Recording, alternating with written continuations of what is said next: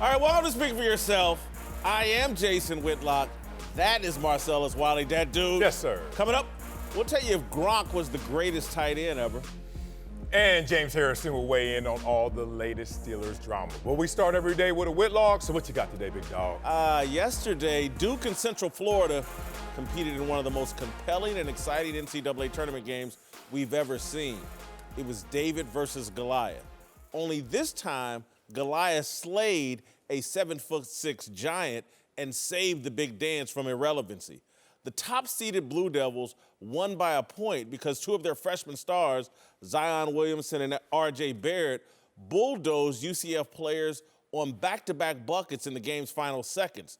Duke's superior talent prevailed on Sunday. I'm not sure it will next weekend. Coach Johnny Dawkins' mid-major Knights exposed the Blue Devils as a better story than team. Great stories usually have shocking endings. Great teams win championships. It's the difference between Rocky Balboa and Rocky Marciano. Okay. You know what made Rocky an unforgettable movie? A character more famous than the real-life Rocky? Rocky Balboa lost to Apollo Creed. Rocky Marciano never lost. Duke is going to lose in this tournament. UCF proved you only have to defend 3 of Duke's players. Next weekend, Virginia Tech or LSU or Michigan State is going to deploy the same defensive strategy as UCF and Duke will fall. The Knights pretended that Duke is a 3-man team, Williamson, Barrett, and Cam Reddish, and no one else exists.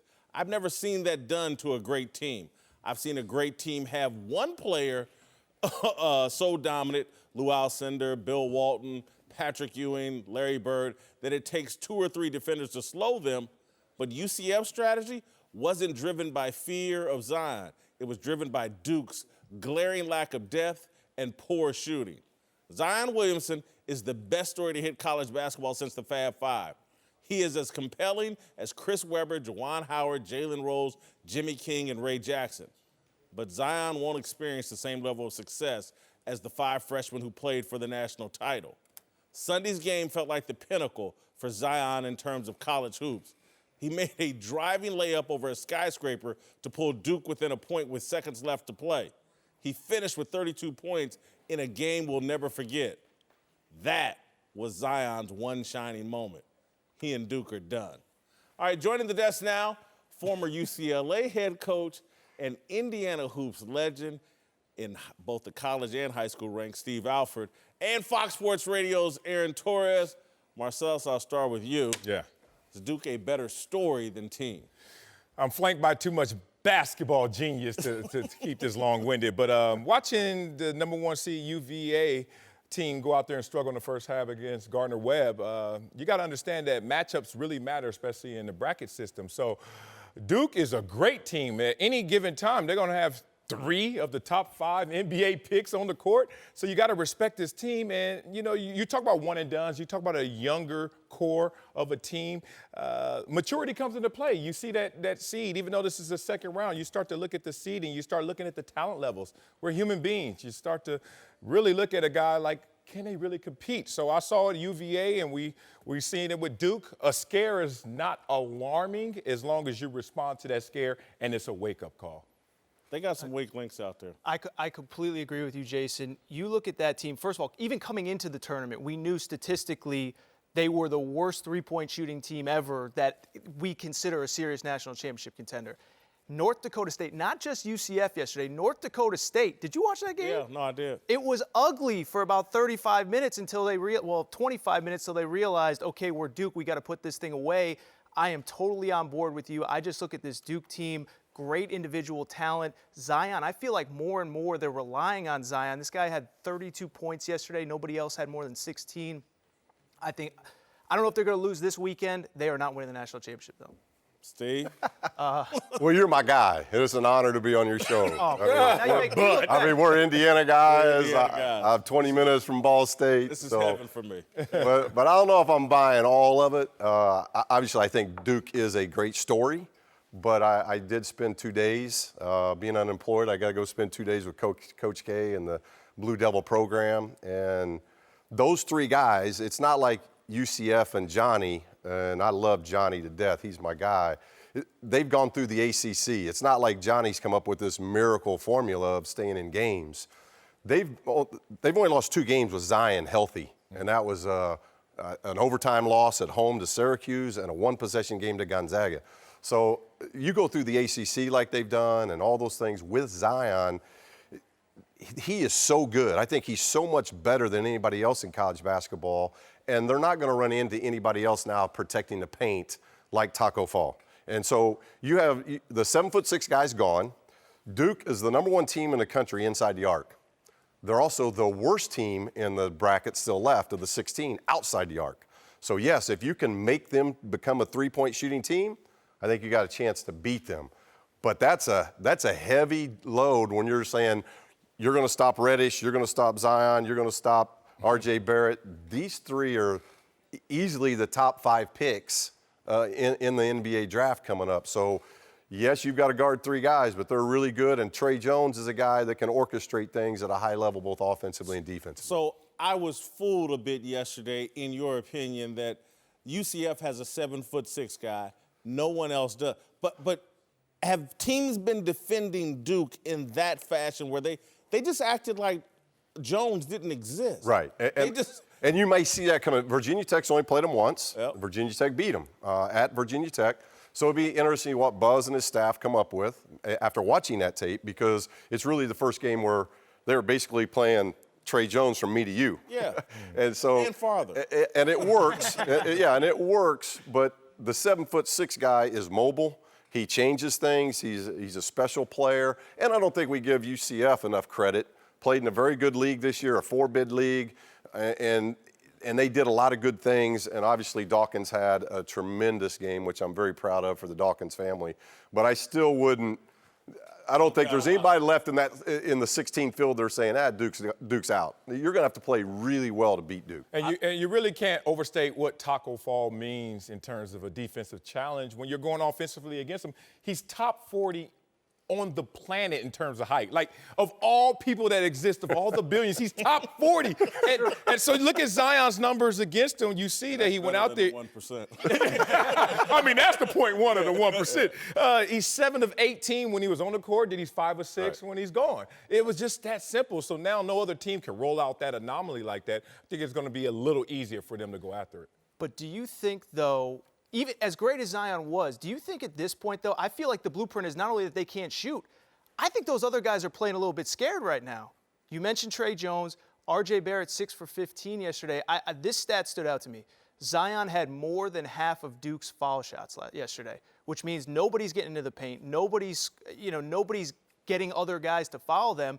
I just look at this team. I don't think they've been the same since that Zion injury. I think the other guys are playing timid. Zion's awesome, but at some point you got to have somebody else. You got to believe in Coach K. I mean, that's when the coach gathers everyone, resets you, and says, hey, guys, we have great individual talent. I'm a great coach. I don't even have to say that. You get it. Let's bring this as a collective together, because it's hard to go out there and have repeat subpar performances when you have a coach of that magnitude. But I think Aaron's point is, and Steve, I'll ask you this, Zion gets injured and goes out. Duke struggled.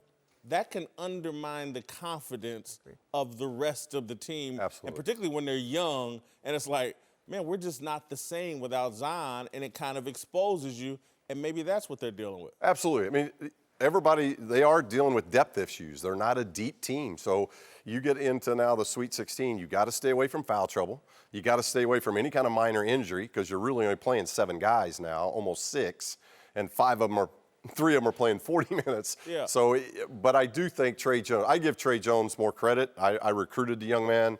I think he's special. And I think this he is looked shook yesterday. But this was the first time we kind of did the same thing. I mean, way back in the day with the Warriors with John Stockton, and John's a Hall of Famer, because he wanted to get the ball to Malone. He wanted to orchestrate things. He didn't want to shoot. And we kind of forced him into being a shooter, because not that he can't shoot, it's just not in his DNA. And Trey Jones is like that. I think Trey's going to have to do more offensively to help them, take some of that pressure off. But he really starts their defense. And getting Duke to play slow is not going to be easy for anybody. All right, this tournament is a one-trick pony. It's Zion. And the rest of this tournament has just been favorites. I think yesterday all the favorites won. Basically, it's the top 16 seeds plus Oregon and maybe one. Is Houston a 5? No, Houston I think is a Auburn was the other one. Auburn's a 5 seed. Yeah. I don't. If not for Zion, we'd be taking a dump on this tournament. No Cinderella, no upsets. Yeah. Does this tournament miss a Cinderella?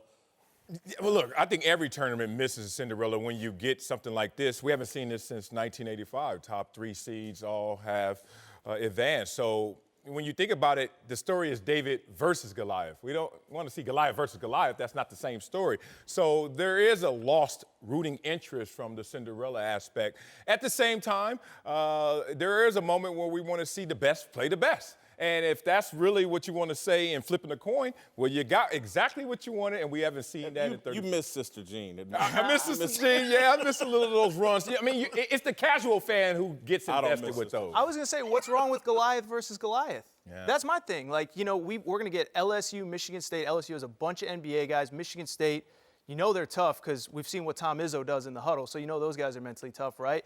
And the winner of that game might get Duke. We might get Carolina, Kentucky, another regional. To me, I like Goliath versus Goliath. I don't know why college basketball is the only sport where we want the little guy. Like, nobody's rooting for the Brooklyn Nets in this upcoming NBA playoff. Sorry, no offense to Nets fans out there. It happened. I mean, maybe not the Clippers either, but. Oh, wait a minute. Okay. But, There like, they go. you know, so, like, to me, I'd rather see Duke versus Kentucky, or Kentucky versus Carolina, Duke versus LSU, Michigan. That's me, though. Well, the matchups are great. You're going to see really good basketball at its highest level. I think that's what the first 2 rounds are about. The first 2 rounds are about everybody's watching all day long for the upset and for the Cinderella. But the Cinderella kind of loses its, as you get into now where you're playing the best of the best, I want to see good basketball. And you're going to get to see, I think, 8 games that are at a high level. Oregon's a 12 seed. Mm-hmm. They were in the Final Four 2 years ago. They were beat up and hurt. You got a healthy Wooten now. Pritchard's playing confident, and he's one of the best point guards, I think, in the country. They're a very dangerous team. You got Kansas out of it. Kansas was set to play Carolina in Kansas City. I don't even think the sites matter now. I don't think there's any where there's a team playing close to home that they get an advantage. As I looked at the brackets, there's 16 teams left. It's all neutral setting. Throw the thing up. Great teams, great basketball ahead of us. There's an energy lost, though, without a Cinderella. Let's just be real. When a VCU is going out there and you're seeing them in the Final Four, it's just, I guess the everyman, the common man, the guy next door really rallies for the Cinderella because, wow, that team looks like it was just 4-year players, well orchestrated. They went out there and did all the things, all the intangibles. They checked those boxes. Right now, we have a fine point of one-and-done teams and basketball factories. That's what's really starting to happen, and I think we're going to just phase away from maybe some of the Cinderellas. Steve, I want to ask you this, and I know this is not an ideal scenario, but this is probably the first time in your life or in the last 40 years where you just get to watch the NCAA tournament as a fan without being a true insider or looking at – what is this experience like for you? I'm blessed. I'd never be on your show. If I was coaching, I wouldn't be on your show, so I'm blessed. But it's been good just to sit back. I've always said I thought it would be great for head coaches to, at certain part of your career, you get to take a sabbatical. And you get to go, I was able to go watch Michigan State and Coach Izzo. I was able to watch Coach Cal at Kentucky, Coach Barnes at Tennessee, Coach K at Duke. Went down and saw my friend Dan Munson at Long Beach. And you get to see how they do things, whether it's a shoot around, whether it's day before a game, the night film session. And you just get to see, hey, you want to tweak this with your program, you want to do something different. It's like hitting a refresh button and kind of rebooting. So that part of it's been a lot of fun. And spend time with the family, it's been a great thing. But you get to this time of year, you start getting that, you get that itch pretty good to be back. Guys are terrible at taking care of their health. Whether it's a knee injury, bad back, or something worse, we're usually more comfortable rubbing some dirt on it than seeing a doctor. I'm guilty of it myself, particularly when I was younger and playing football. I can remember hurting my shoulder and never telling the trainers. That turned into a real problem. The same is true for erectile dysfunction. Studies show 70% of guys who experience ED don't get treated for it. Thankfully, Roman created an easy way to get checked out by a doctor and get treated for ED online. Roman is a one-stop shop where licensed U.S. physicians can diagnose ED and ship medication right to your door. With Roman, there are no waiting rooms, awkward face-to-face conversations, or uncomfortable trips to the pharmacy. You can handle everything discreetly online. All you have to do is visit getroman.com/speak, complete a dynamic online visit, chat with a doctor, and get genuine medication delivered to your door in discreet, unmarked packaging. Guys, go online and get checked by the doctor. Erectile dysfunction is a problem that guys don't tackle, but with Roman, it's really easy, so take care of it. For a free online visit, go to getroman.com/speak. That's getroman.com/speak for a free online visit. getroman.com/speak. All right, time now for a big story delivered by Papa John's. Whitlock and Wiley, former UCLA head coach Steve Alford is back with us. All right, Steve, somehow Tom Izzo yelling at one of his players, somehow we spun that into a national controversy. You're the perfect person. You played for Bobby Knight. I'm from Indiana. My first job out of college was in Bloomington. I'm someone with a love-hate relationship. I respected everything Bob Knight. Anyway, your thoughts on how this Izzo thing even became a controversy? Well, it's today's era, for one, but Tom is the best of the best as far as how he goes about, his thing is about toughness, and you're not going to teach toughness by not keeping kids accountable. And probably what our young men need in this world more than anything is accountability. And Tom does that in his program. I saw it firsthand, and they love Tom. Now, that's why they play so hard. That's why they're tough-minded. The Henry kid, if he was on your set, he'd tell you, I needed that. I might not have believed it at the time, but I know I needed that, and it helps me become a better player. Same way with me under Coach Knight. My dad kicked me out of 6, 7 practices in high school. Coach Knight kicked me out of 6 or 7 practices in college. I, at the time, probably mad at both of them, but they both made me better because of their tough approach to keeping me accountable. Whether I'm coming off a good game, good practice, bad practice, I think the best coaches want the best for you, not what you've done or what you've done in the past, but how are you getting better today? And Coach Izzo does that as well as anybody. Well, it is a different era, so as a present-day coach, how mindful are you of these situations, and how does it really alter your behavior because the reaction is going to be so different? Yeah, there's obviously different ways of going about doing it. There's personalities are different with every coach, but you're right. You're in the social media era now.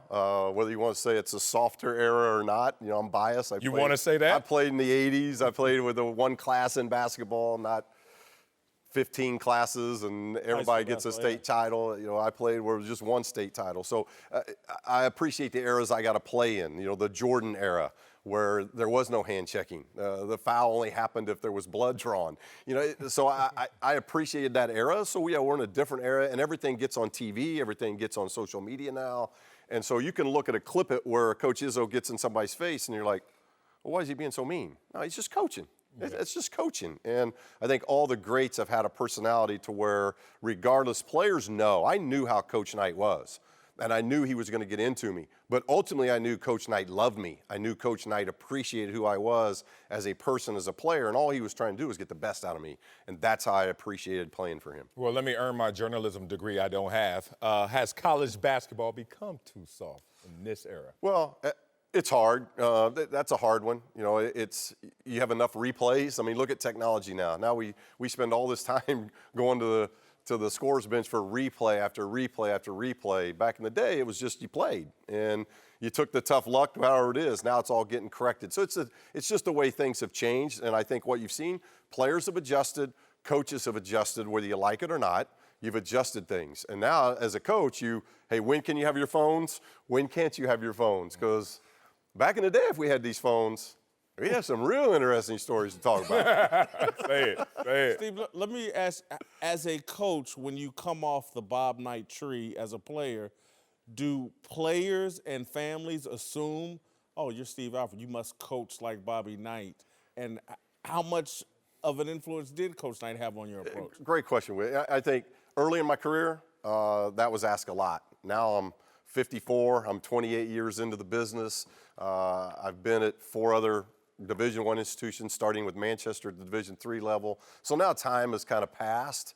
Now they don't remember me wearing short shorts. They don't even remember me playing at Indiana because I've gotten older. But I would hope Coach Knight, my dad, Sam Alford, all mentors of mine in the game have really taught me how to go about not just coaching, but how you teach the game. So there's a lot of that I do. It's just I hope I'm my own person and I have my own personality and I go about doing things my own way as well. You said you got to spend some time before the tournament with Tom Izzo, Coach K, Rick Barnes at Tennessee.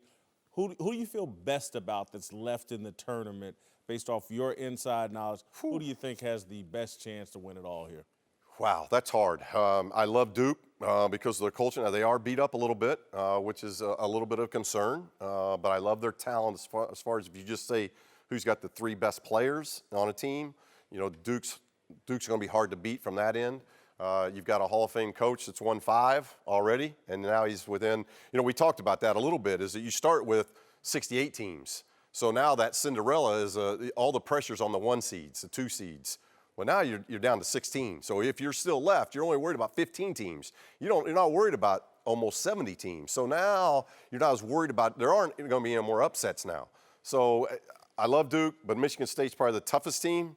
Tennessee's got tough experience to them. Kentucky is different. If P.J. Washington's healthy, they've got as much talent top to bottom, and they're young, improving. So I got to probably go on the fence on those because I think all 4 of them have a chance to win it. Yeah, I mean, look, we're honored to have you here, and seems like you guys are rekindling some old, some old moments. But you're not coaching right now, and the incident in China and the shoplifting scandal, if that didn't occur, you think you'd still be coaching? That's a hard one. That's a tough one. You know, I do know what happened because of what took place in China. I lost 3 players. A lot of coaches may lose an injury here, and you get a player back. Before the season, we were getting ready to play Georgia Tech, and before the season ever started, that was our opening game in Shanghai. We lose 3 players in one day for the rest of the season. And so that's hard. So we had a great recruiting class coming in, but we never got to be with that recruiting class. We only had 3 of the 6 get a play. And then when you fast forward it to this year, those guys should have been sophomores. And one, Jello, left. We returned 2 of the others, but now they're freshmen because they haven't played a game yet. So we went from a team that should have been much more experienced this year to being one of the very inexperienced teams. I think we were the 3rd most inexperienced team in the country. And I think that was part of our slow start. We're getting off to a slow start, 7-6. And if you look at who we lost to Belmont, NCAA team, we lost to Liberty, around the 32 team, Ohio State in the field, Cincinnati in the field. Those are 4 really good teams and a tough stretch for a young team. It'd been nice to have them all together, but that's just the way it is, and you got to roll with it. And I know I appreciated my time at UCLA. It's a great institution, and I had a lot of fun there. Impossible question perhaps to answer, but there's rumors like UCLA is going to back up the Brinks truck and bring in John Calipari, experienced coach, done a lot of winning. What do you think is the most important element UCLA should be looking for in its next head coach? Yeah, just to try to get that right fit. You know, one of the things they haven't done is gone to a former player. So maybe that's a better fit that can really understand UCLA and understand the climate, understands the pros and the cons. I don't see a Coach Calipari coming this way just because of what he's got going on at Kentucky, and he has everything in line. A lot of things going on there that aren't done at UCLA. So you got to kind of know the UCLA way and the UC system. It is a little bit different than the other places I've been. So maybe finding somebody that has a better understanding of what all that's about is going to be a good fit for them moving forward. All right, I got a suggestion for them. They should hire LeVar Ball as the head coach. Super Bowl champ James Harrison is with us. Time to play Hot Clock. We'll get each with just 24 seconds to give our hot takes on some of the biggest stories of the day. All right, let's start with huge NFL news where Rob Gronkowski announced his retirement from football. Gronk's career was cut short by injuries, but we all remember how unstoppable he was when healthy. Marcellus, yes, you got 24 seconds. Was he the best tight end ever? No, I don't need all 24 seconds. I will say this, he's on that top shelf. Shannon Sharp, our own Shannon Sharp. Tony Gonzalez, our own Tony Gonzalez. Damn, Gronk, come work with us. Who else? Jason Witten. I've seen some boys. He's better than Jason Witten. You can say that, but I had to go against him. I respect run blocking, and guess what? Gronk got turned into a run blocking tight end this year, and you got to respect both components. He's up there on the top shelf, but to say he's number one, I think is a little disrespect to other guys. Time's up. You got best tight end ever? Earlier today, I was with Tony. After sitting back and looking at all these numbers that he has and the fact that he missed 29 games, I hate to say it, but I got to go with Gronk. I believe he is. Even the fact that he only did 9 years, with that said, he still got massive numbers with missing 29 games. If you take everything, you break it down, his numbers are 1 and 2 in almost every category. Yeah, for 9 years, but the availability Exactly, the availability counts. Thank you. And that's where I'm going with this. Start the clock. Yeah. Availability is the most important ability. Say it. He wasn't available as often as Tony Gonzalez, Kellen Winslow. I would put ahead of him. Kellen Winslow, you put him ahead of Senior. Kellen Winslow. Senior. Oh, Yes, okay. not junior. He's a junior. Oh, like, whoa. Kellen Winslow. Not the homie. Shannon Sharp, there's an argument about. Oh, Shannon was That's close. But Rob Gronkowski, the best ever? No. Yeah. All right, well, after Gronk retired, rumors started flying he could unretire, with his agent Drew Rosenhaus saying it wouldn't shock him if Gronk returned at some point this year. All right, Marcellus, you got 24 seconds. Is Rob Gronkowski done? Yeah, he's done. Think about how this has come down in terms of timeline. They tried to trade him. He didn't want that to happen. All the injuries to the point where they're really changing your position. You're a run-blocking tight end. They actually draft run-blocking tight ends versus pass-catching tight ends. And then, most importantly, you know what starts to happen after that? That your playing time may be affected. You're not available. You're not the same player. You're falling down the hill. I think the ego was bruised in this moment, and Gronk realized he couldn't be the old Gronk. Why not keep that brand translated somewhere else? He's done. I think he's done simply because he's hurt. I believe, as you saw over the course of this year, he had back surgery. I know that feeling. 6-9 months out, it's a horrible feeling hitting the ground trying to get up. I think the fact that he changed a little bit of his training, and he wasn't doing a lot of weight room training where he has to actually go in and take that run of weight force, and he's in a position where he has to physically dominate a person, play in and play out. You can't go in and just do band training. You have to be able to take that weight, and I think right now his body is hurting, and he's like, you know what, I'm done. I don't want to feel that anymore. 2 back surgery. All right, get the clock going here on time. Gronk is not done. Rosenhaus wouldn't be opening his mouth right now and even suggesting that he might come back if he were done. What Gronk is doing is what a lot of older players love to do, miss training camp. And what a lot of NBA players are starting to do, miss part of the regular season and just be there for the end of the season. What the hell else is Rob Gronkowski going to do? Go be a college professor? Wrestler? No. Again, that's probably even more more dangerous tolling on than your body. football. Yeah. Rob Gronkowski will be back at the end of this season. All right, to the competition committee who proposed expanding the league's office's power to eject players. As it stands now, the league can only eject players over non-football incidents, but the new rule would expand that to flagrant football plays as well.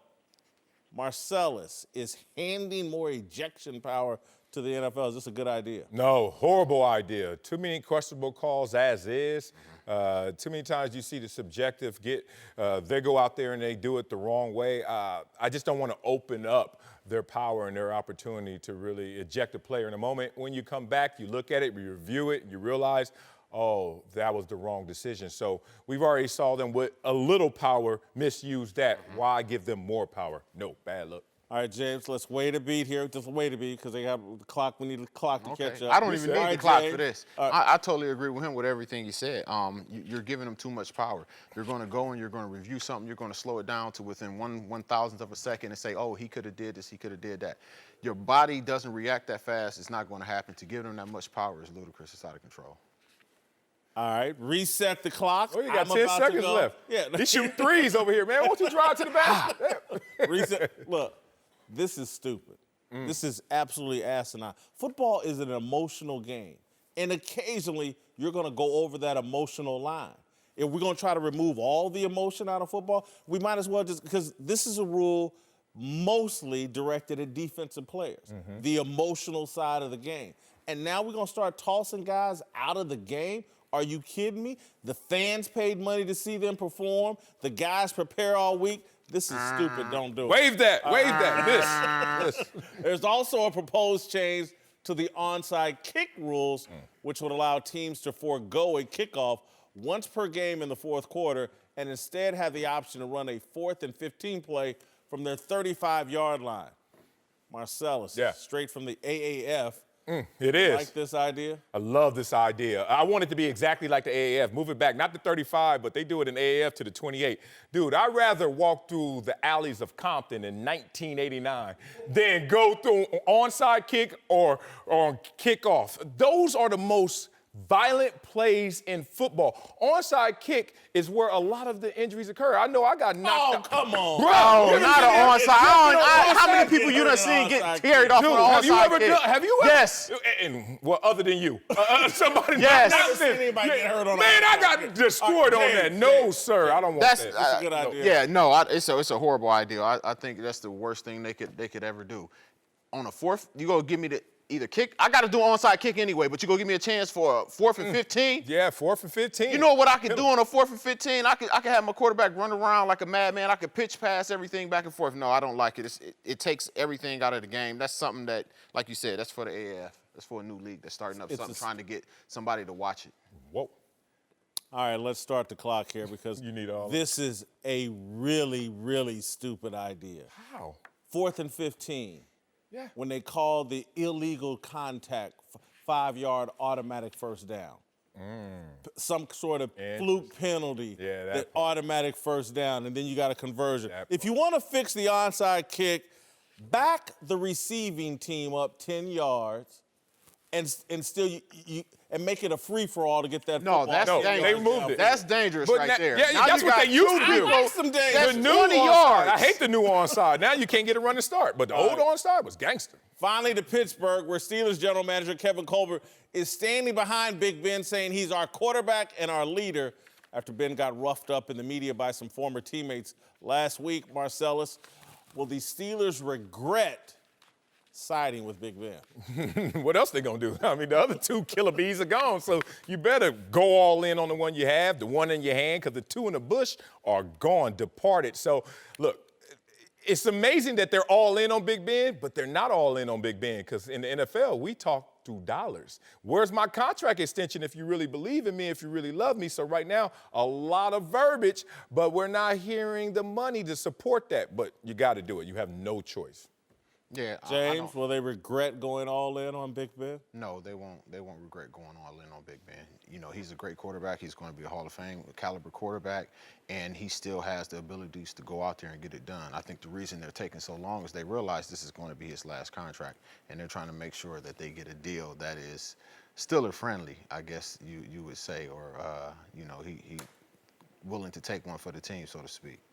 Oh, he ain't taking nothing for the team. And I do think they're going to regret this. I really do. And not because they're sticking with Big Ben, the way they're going about it. Put some pressure on Big Ben. Quit treating him like he can't handle any internal criticism. Treat him like one of the other 53 players and put some of this blame for the chaos and dysfunction on Ben. You don't have to cape up and treat him like he's a little baby seal that if you touch him in any way, he's hurt. Whitlock and Wiley, James Harrison is back with us. Time to get antisocial. I got my Twitter off here. Darnell Smith, our social media manager. Big Swole. Yes, sir. That's kind of silly with James sitting here. About to say. Silly. Me and Big Swole James on the sitting here. same level. I bought you a shirt too, man. Okay, Y'all the I same appreciate level. it. I appreciate He's it. shooting shots. Yeah, James appreciate benched it. 500 over the weekend, Darnell. What you do? What you do? I'm in the 435 range myself. What you mean range? Range. What's your max? How is that a range? Yeah, what range Well, is that? yeah, You said what's what your number? max? Yeah, About what's your 435 range. 435 to 500. That's a good range. That's a good range. You ain't lying. What's popping on these Twitter streets? Yeah, we're going to start off with OBJ, who just last week said he was taking a break from social media. Well, he must have had a change of heart because yesterday afternoon, he challenged his inner Baker Mayfield, tweeting out, "I ain't going to lie, I woke up feeling dangerous. Browns fans love this, making all types of gifts showing their excitement for the new superstar. Yeah. But, guys, Hey. you think OBJ is Hey. over the Giants breakup?" over the Giants breakup, I think he's addicted to social media like crack cocaine. He put out some long post. I'm taking a break from social media. He said a few days in the post, too. He even said it then. He said a few days. It's been a few days. But this is when Twitter goes wrong, when people just start telling you the mundane things. Like, I ain't gonna lie, when somebody wakes up like, feeling great today, I'm like, dog. And then what's need worse, something to say. you need something to say. And he be getting 100 million trillion replies or retweets. I've been like, off of just saying I feel dangerous? More power to you, brother, but I ain't feeling this, whatever. New team. You got to put the word out there. You got to let them know how you feeling. You got to get your fans involved into it. He got a whole new base. When you went to the Patriots, that's what you did? When I went to the Patriots, listen, I'm all in. I was all in. You can tweet that, I'm all in? First picture, me and TB, me and Tom. That was true. What you talking about? I'm all in. That's true. Look, man. What was Chris Rock's character in New Jack City? Pookie. Pookie. That's who LBJ is when it comes to Twitter. His lips all powdery. That's wrong, man. Give my turkey. Wrong. Give my turkey. All right, Darnell, what's next? Yeah, man. Moving on to some NBA hoops, where James Harden continued his dominant season on Friday, dropping 61 points against the Spurs. But what really had people talking was his post-game workout. It's not too often you see a star player working out after a performance like that, but not everyone was impressed. One person on Twitter compared Harden's body to rapper Childish Gambino. I'm gonna pass to you, James. Were you impressed by this? Me personally, I won't say that I was impressed because I feel like everybody should be in the weight room as soon as you get done, playing any sort of game to help rebuild everything that you... Immediately after? I used to get off the plane at 3, 4 o'clock in the morning and go straight to the gym. So I'm impressed that, he's doing it, but as far as being, impressed, I've done it for years. What about his technique? He got great technique. Great technique, He got right? great technique. Hold on, but people are watching the show. Is that healthy? You just for the average Whitlock person, asking, is it healthy for him? The average athlete is not the average person. Okay, I got it, but I'm just saying to the public that's watching. He has all the people, look at it, he got a trainer there, he has all the people and everything that he needs to do to repair his body so that what he's doing right After playing a 2-hour basketball game, you should go straight to the weight room. he didn't go get an IV, he didn't get vitamin fluid, he didn't get a rub down, a massage, acupuncture, something. What I like is that he's mindful that he's hit the wall the last 2-3 years in the playoffs, and this is a guy who's like, I'm gonna go extra right now so I can be ready for that extra run in the playoffs. So at least he's mindful of that. I like that part. This kind of I'm not even gonna crack the joke. Go ahead. What movie? All right, moving on to the Alliance of American Football, where 1 week after signing with the Memphis Express, former Cleveland Brown quarterback Johnny Manziel made his AAF debut. Johnny was mic'd up after the game, and it's safe to say he has not changed a bit. Take a listen. He came through, causing him to step up and move.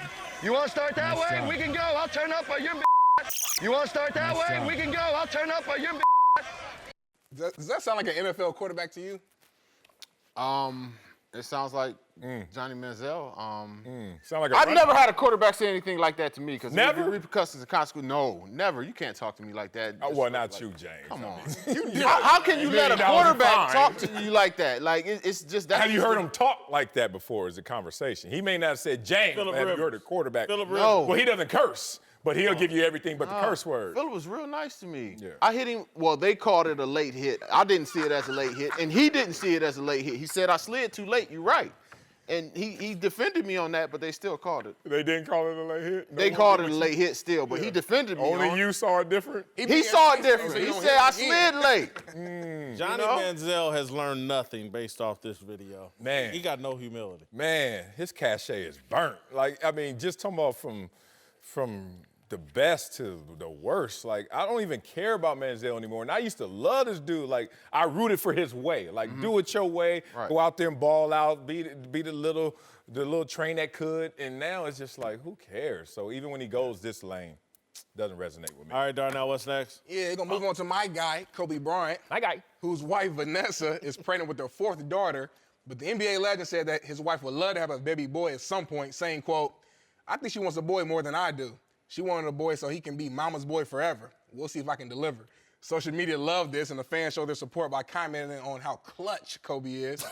He's expecting his 4th kid, but he has 5 rings. So do y'all think Kobe will end up with more kids than rings? Yeah, I do. I don't think I don't think he's going to stop anytime soon. And I guarantee you, he wants a boy. And Yep. I don't blame him. Because, no telling. He might be better than Kobe. I had 2 teammates, Andre, Reed, Thurman Thomas. 5 girls, 4 girls, all in that attempt to get that boy. Them girls keep adding up, right? They got some kind of procedure out there that can tell you genetics and tell you the gender. It's a process where you can try and pick the You can gender, kind of pick it, but, right? He might not want to go that way. He got that Mamba mentality. He go do it himself. Okay, go have 11 girls. Hey, it could happen. I know somebody had 6, I believe it was. All girls in the attempt trying to get the boy and never got him. Kobe's going to get it done. That's my prediction. Make your shot, Kobe. Make your shot. Shoot your All right, shot. Darnell, what's next? Yeah, saving the best for last. Dr. Dre joked on the Instagram post last week that his daughter got accepted to USC all on her own, no jail time, unlike some other celebrity children in the news lately. But social media was quick to sip the haterade by pointing out that Dre was part of a $70 million donation to the school 5 years ago. Dre subsequently removed the Instagram post. Does Dre deserve as much hate? Yes. He removed it? $70 million? You gave $70 million talking about your daughter got in school all by herself. I shouldn't even have to put in a letter. Y'all should automatically be like, yeah, she just need to be at school on Monday. Take her straight out of preschool. Right, what are you talking about? Yeah, he kind of brought this on himself in the sense of saying, no jail time, which is a poke at them. But then the reason they did it in the first place is we want to skip spending $70 million and get a guarantee that my kid going in for $400,000. $500,000. Once you open up the jokes, they coming back.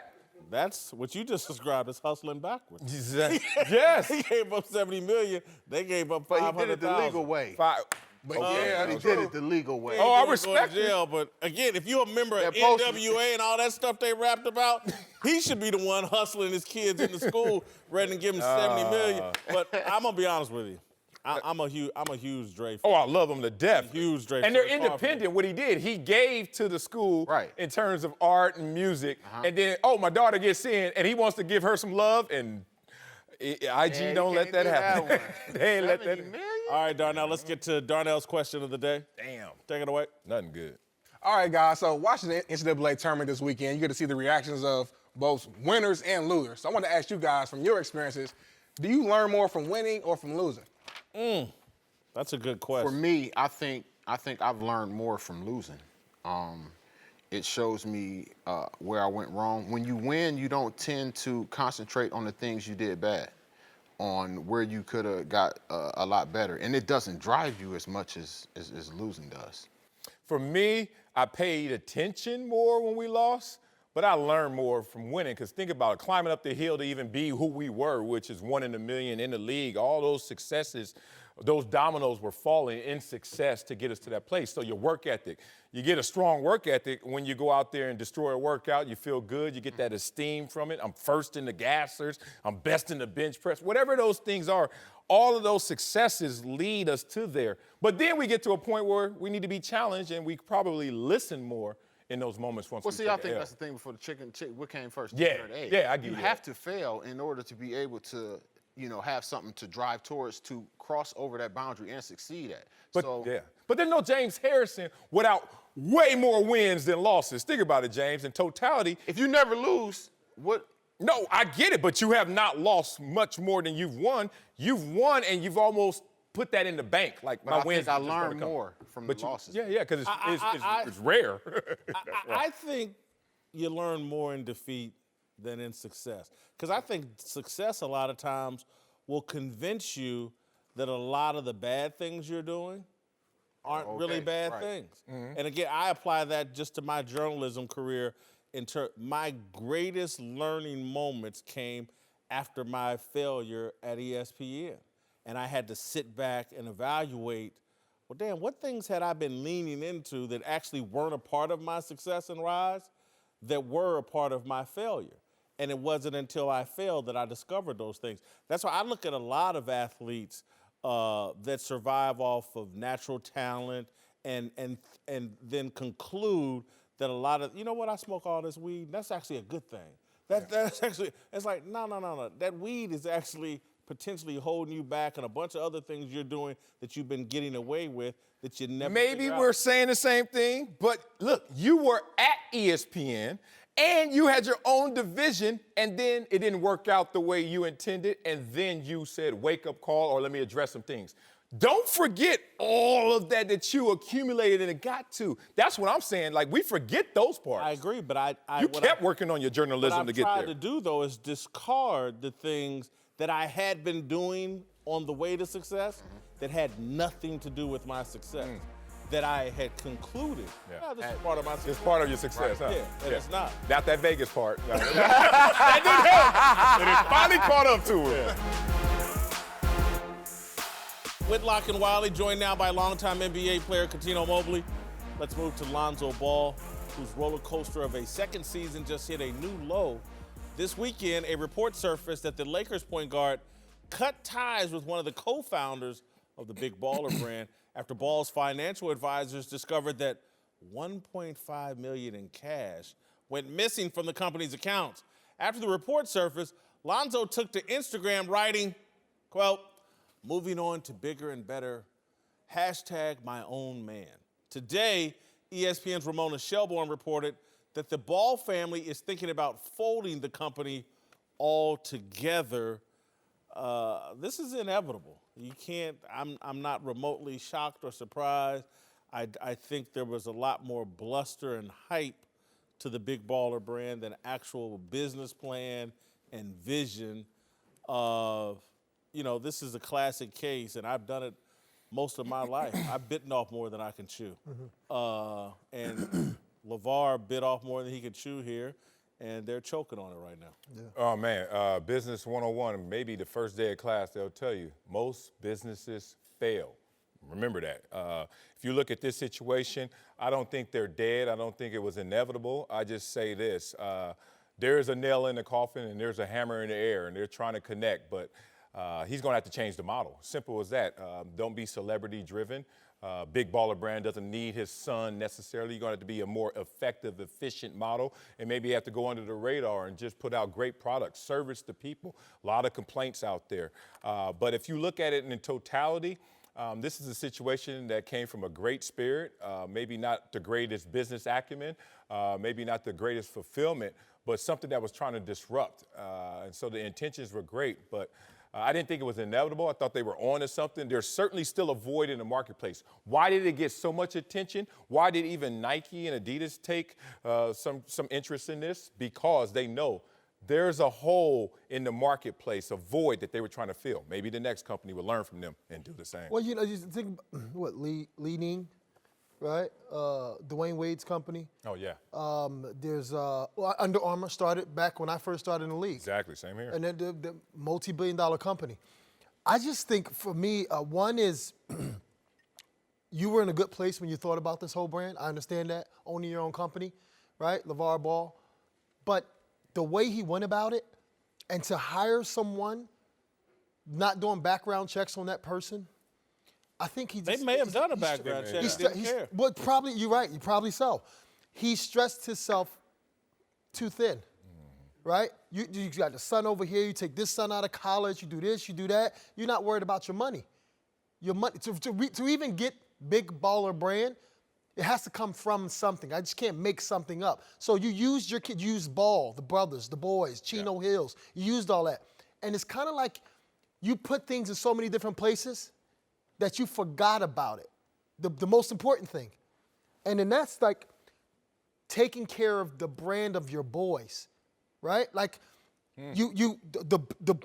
Lonzo is like left alone, basically. While all this is happening, you over here with your one son in prep school and the other guy. It's like you're doing so much. You need to concentrate on one thing, finish it out, and then move to the next. And he stretched himself too thin for me. And now you got this guy, Alan Foster, who basically is a thief. But it's interesting, you're looking at it through a business lens, and you're right. You should have fulfilled whatever Lonzo needed, even at the pro level, if this is really your star of your brand. Right. But it's crazy, he was facing criticism, LeVar Ball, when he was leaving college. Will he leave him alone? Will he allow Lonzo to succeed and fail independent of Big Baller brand or his father leading in over him? And it's crazy, he allowed that, and he did that, and that's actually undermined. I don't like the logo, and the shoes cost too much. Are we serious? They cost too much. They cost too much. And I bought all of them, and they cost too much. I'm just going to use LeVar's own words, and I don't mean this with any malicious intent, but he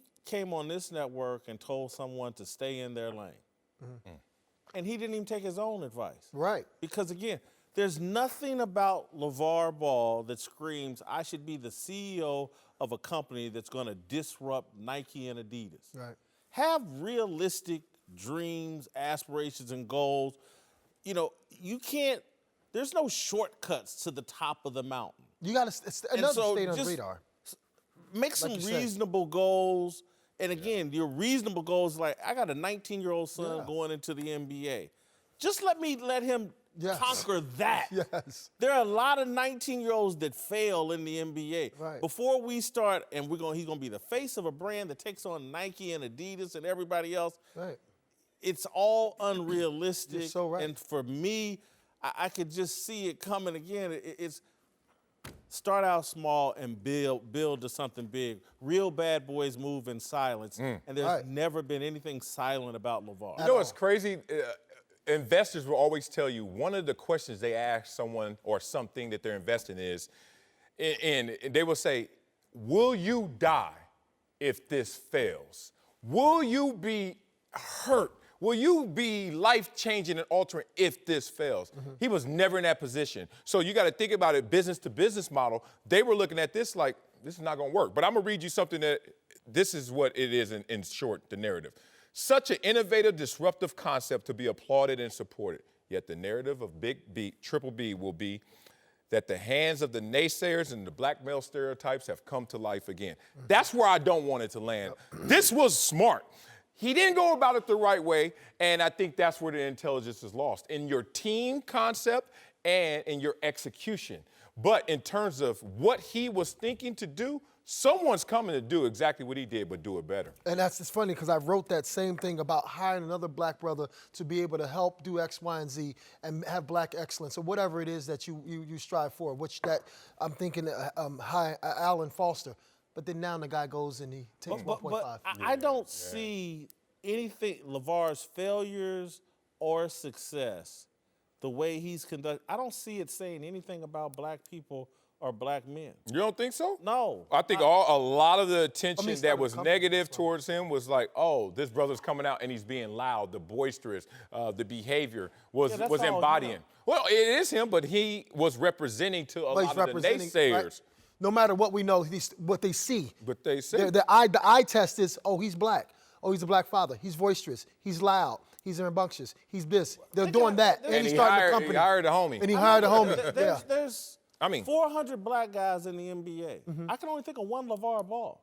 There's 1,300 black dudes in the NFL. I don't know any LeVar Balls. We're talking about starting companies, too. I know, but I just don't. He seems like such an outlier that I just don't see the connection. He's so different. LeVar Ball is just off in his own little space to me. I hope that that's where it lands. It's just another failed company versus, he did it, brother did it. Yeah, it's a million companies that fail. Yeah. Is this potentially the end of the LeVar Ball phenomenon? I hope so. So Lonzo Ball, because I love Lonzo Ball. Yep. I love his skill set. He's one of my favorites, and he hasn't got the he hasn't got the chance yet to show everyone how good he really is because his father is a bigger star than him or wants to be a bigger star than him. It's like, I want to promote my son, but look at me. I'm doing this, but look at me. I love my son so much, buy my brand. Like, it's just like, I don't enjoy that part. I understand your intentions, or at least I want to understand that your intentions are good. But the way you're doing them, to me, it's not genuine because it's a hidden agenda behind it. Do you know what I mean? It's to me. Well, for me, I have to separate the signal from the noise. The greatest promotional tool Lonzo had was just going out there and balling. He didn't do that. So regardless of how your dad takes your balling and then translates that for the world and how we interpret it, just ball. Like that's been your father your entire life. That's so hard. Why is it so hard? You've been doing it your whole life? But Marcellus, hold on. The Lakers, according to the reports here recently, are questioning Lonzo's the health of his ankles and knees Yes. because of the shoes he's wearing. Questioning, right? Yeah, they Like there's no raised ankle that- injuries with Nike. Hey, We did just you saw guys Nike get it? just blow out. Did you guys get it? The janitor sneakers? Did I you have get it? every one of them. You got them? And I don't play basketball at a high level, but they feel good You walking walk around the in them? streets. I can walk around Your slow. knees and back don't hurt? No, not at all. No. So I'm not going there. But look, every shoe blows out. Every shoe, every Nike just had a shoe blowout on Lonzo. Yeah, so I don't want 300 to. pounds. And another thing that the $1.5 million that you lost. Oh, here we go. Athlete after athlete is getting taken for their money. Smart athlete, dumb athlete. You can look at Bernie Madoff and what occurred on that list of people he got. Smart people. Like, let's just be careful of where we land on. And I think that's what I said too. I did 5 different frauds of 2018. Elizabeth Holmes, right? Elizabeth Holmes. She was supposed to be the next Steve Jobs. Fraud, right? Billions of dollars. Fraud. Lost $1 billion. Then you have there's a bank CEO, $234 billion money launderer. That happens. We understand all that. But I'm talking about LeVar Ball and what he has done. I feel I'm happy for Lonzo. He has a son now. He can be his own man. Yeah, I love that. And then, like, stay out of his way. Let that man grow now by himself. You did enough. Let it go. Yeah. Let him do him. I go back to what I've said from the beginning of this. You raise a child, in my view, so that when they leave the nest, they can take care of themselves. There you go. There's no greater comfort for a parent when they can go to sleep and go, my kids got this. Yeah. He's good. They're good. Yes. They're good. I've done my job. Yes. And that's where I didn't see. And look, 19 is a very young age for a kid to be pushed out of the nest. But he's joining the NBA. And that's almost like joining the military. It's like, you got to be your own man when you make those kind of choices. You chose to play basketball. Kobe did it. Yeah, with his parents. He did with his parents. He actually pushed them like, I'm cool. Listen, I don't want to hear nothing else, Mom. Me and Vanessa, like, I'm cool. Let me do me. But Kobe was on another level too. Yeah. It's like the ball boys. They're like mutes. No one speaks. Dad speaks all the time. You can't play. I don't care what you say you used to do. I don't know. You can't Melo play. does speak, but Melo hears it back too. Yeah, right. Melo go at it. Coming up. You need to censor him. Let's return to the NBA, where LeBron and the Lakers are limping to the end of the season, and wild speculation is already flying about who will be the team's next head coach. According to a new report from ESPN's Adrian Wojnarowski, Jason Kidd would be, quote, a serious candidate for the job if Luke Walton is fired, as everyone seems to expect. I'm not the big fan of this. I like Jason Kidd, had high hopes for him as an NBA head coach, but man, he had problems in college. Yeah. Disruptor. He's had some problems in his personal life with law enforcement. He got run out of Brooklyn a little early. His friends hired him in Milwaukee. They soured on him. Now you gonna come to LA? His best friends. Yeah. That was his best friends, the owner. Yeah, and then you leave Milwaukee with a losing record, and then all of a sudden they got the best record in the league. Giannis, the MVP candidate. Like, things just, I don't like this, and it also it fits on brand with the Lakers, who are always fame-laced in all their decisions. Like, they just want to, it has to pop. It just can't be whatever. But at the same time, I just don't see it fitting with LeBron having 3 more years remaining. Jason Kidd comes in. There have been question marks on top of everything you said. Him in the huddle. People said X's and O's wise, like, he had to improve, and he did, but he's still not the most astute in basketball translation. What's really funny, you guys make great points. What's really funny is Jason, to me, is, and I said this earlier, Jason, to me, is the second best point guard next to Magic Johnson. He was so good on the court. Now, when he played with Carmelo Anthony a few years back, several years ago in New York, he's amazing. Dirk Nowitzki, he's amazing. He's Jason Kidd, right? Even when he won Rookie of the Year, he went 11 points, 7, 6, whatever it was. Wasn't great, but he's a fuller general. Now when it comes to X's and O's, we all knew that in the NBA. You're not really good drawing them up. But when you're on the court, it's totally different. That's probably why your guys from Milwaukee, your best friends, hired you, because it's like they're going on how you played. Just because how you played, that don't mean you're a great coach, Magic Johnson, right? I love you to death, but you weren't a great coach, right? So Jason Kidd, to me, no way, no how when it comes to Jason Kidd being a Lakers coach. Here's what I think they're thinking, though. I think LeBron, and the narrative on LeBron is the coaches he would work easiest with are former players. And so I think they're looking for, like in their view, and I'm not saying Jason Kidd is, but they're looking for a better version of Tyronn Lue.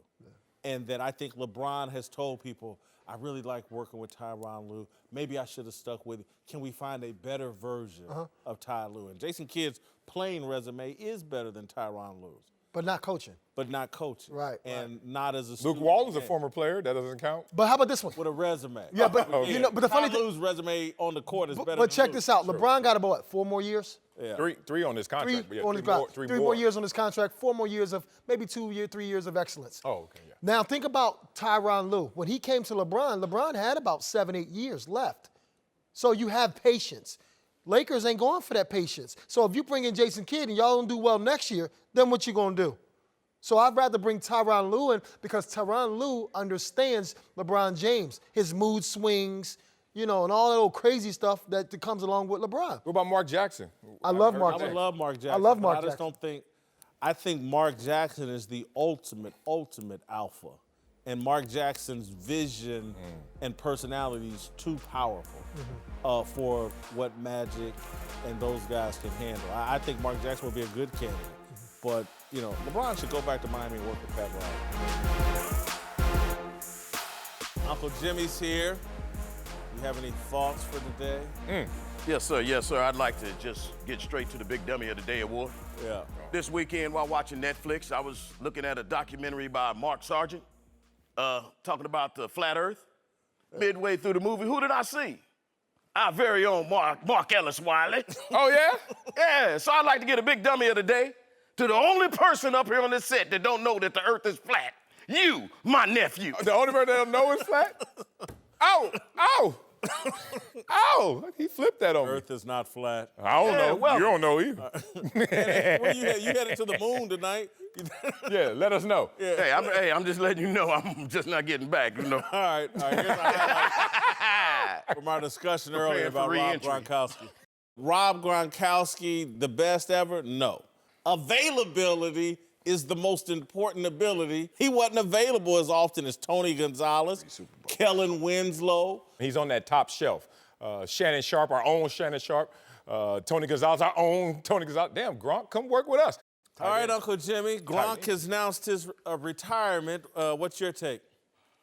I don't believe in retirement. Uncle Jimmy's well into his AARP years. And you ain't gonna never see me without multiple jobs. I guess you could say that I'm a born-again paper chaser. You understand what I'm saying? Uncle Jimmy about the alimony, too, huh? Get that money. Hey, man, if you don't mind your business. But that's... Hey, well, let me tell you something. I don't know what part of Compton you from, but where I'm from, snitches get stitches, end up in ditches. And we treat them like they bunch of balloons. Stop it. Hey, what you think I was going to say? Balloons? Hey, man, you better get your boy, man. I'm for real. Hey, man, he up here, man, we on national TV. He up here talking about my personal business like that. A little bit. Look, man, you do have a lot of ex-wives and stepkids and a few of your own. You know, is that why you is that why you won't retire?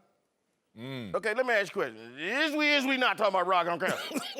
Yes, we is. It don't cost a dime to stay the hell out of mine, am I right? Personally, man, I ain't got no respect for a man who ain't got 2 jobs. Retirement is for dead people. Every healthy man in America need at least 2 jobs. All right. What Gronk gonna do? Just sit up and scream, white boy wasted and drink beer all day? He put together a Hall of Fame career. Beast. He's 29 years old. And you talking about a career. Yeah. Ain't nobody got no damn career at 29. He got a job and he quit. That's what he did. He took care of his money. You sound a little bit jealous. A little jelly belly over there. What the hell I got to be jealous about? Still working. You saying Uncle Jimmy wasted his money? Is that what you saying, Marcellus? That- You all in these pockets? That chain? Boy, you ain't never walked a mile in these shoes. Not them. Have you ever fed and clothed 5 ex-wives? Average 5'6", 332 pounds. It's expensive. They getting bigger. But listen, let me tell you something, boy. Look at you don't know what it's like to come home from work and jump up in your woman's arms and have her carry you over to the couch. You don't know nothing about that kind of love. You can't put a price tag on that kind of love. And let me tell you something, Gronk will never know that kind of love. or a good divorce attorney. Don't hate the man because he made better decisions than you. Don't be hating. Well, don't hate me because I done experienced everything that life done had to offer. And Gronk ain't made good decisions with his money. He just done made more money than me. That's it. Bottom line. Case closed. Message. Gronk is a lot like Uncle Jimmy. Most of y'all out there in America is like Uncle Jimmy. We spend our money on booze, women, and gambling, and then we waste whatever's left over. Waste? That's the waste? You are dumb. That's the waste? Man, Let me go with my approval rating. That's the for Rob. I got to think about that one. Yeah, right. Think about my approval. Look, That's Rob the way. Gronkowski, I got him at 82. GOAT status, 20 job performance, 24 all-time greatness, 24 authenticity, 14 character. Drinks too much for me. Party boy. Drinks too much for me. Hypocrites. Look at us. He's a GOAT to me. Respect him. He's top shelf. He's up there with a few other great tight ends, but can't knock the guy at all. 24 character, Marcellus? I was going to go 25, but he does drink a little too much. The dude is who he is. He never, ever wavered in who he was. He was transparent. I loved him, man. He's Spicoli from Fast Times at Ridgemount High. Yeah. With a little athletic ability. Yeah. A legend. Frat boy wasted. Made it pro. There Hall you of go. Fame. You off to Wakanda tonight or what, man? You're going to jump on this Capricorn airline and make it happen, baby.